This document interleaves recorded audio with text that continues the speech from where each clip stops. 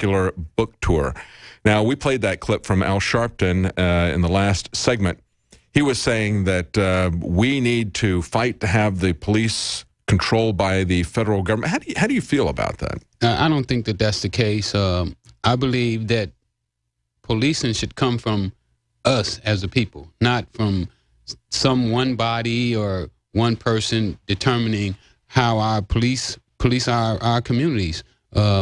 I believe that the police should come from that community. Yes. You know, more so than from outside. What I'm finding is a problem with most of these areas is that the police are not from that particular area. They don't know the people in that area. They don't get out and mingle with the people. And, you know, a lot of the police that they're hiring right now are people that are coming from Iraq and from these wars who are former military and are easy to put in these positions.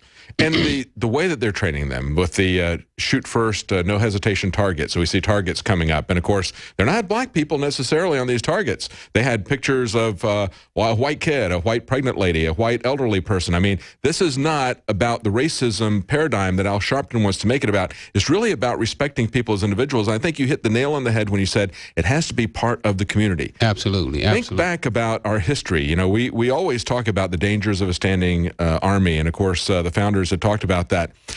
They saw our country, the right way to protect our country would be something like they have in Switzerland, where the people take responsibility. The people have, you've got a militia, essentially is what they called it, what the founders called it, where they're trained to defend the country. Switzerland doesn't get involved in foreign wars like America does. We get involved in foreign wars because we have a standing army. But now we have a standing army of policemen, because we have said we're going to give people uniforms and badges to stand over us, and the community is not going to be involved with its own security. Yeah, that's terrible. And yeah. You know, I mean, even to the point where they say you can't talk back to the police. You know, That's right. Now I was at a forum in Houston just the other day, and they're teaching the kids not to talk back to the police. You know, and in a lot of ways, they're teaching them to save the kids' lives, because, you know, if you talk back, you could get killed. Yeah. But it shouldn't be like that. It shouldn't be like that. You should it should be that if you look sideways at somebody, that they're just going to shoot you or they're going to beat you to death, and we see that happening in reality in America, in the streets of America. Absolutely. And we used to have a situation where there would be one sheriff and a couple of deputies, and if something big happened in the community, if the bank was robbed, well, I'm talking about a Western. We've all seen the Westerns, right? They'd get the posse together, okay? Posse comitatus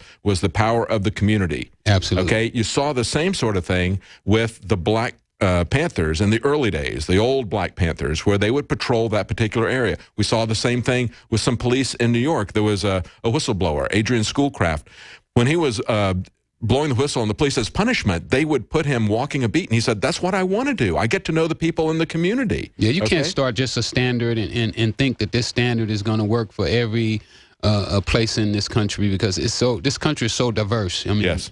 From city to city, it's different. I mean, I'm having the privilege now of just traveling from city to city, something I didn't even do back in the days, and I'm just seeing how people are the same, but they are different. Yes. You know, they look at things different, they act different, they speak different.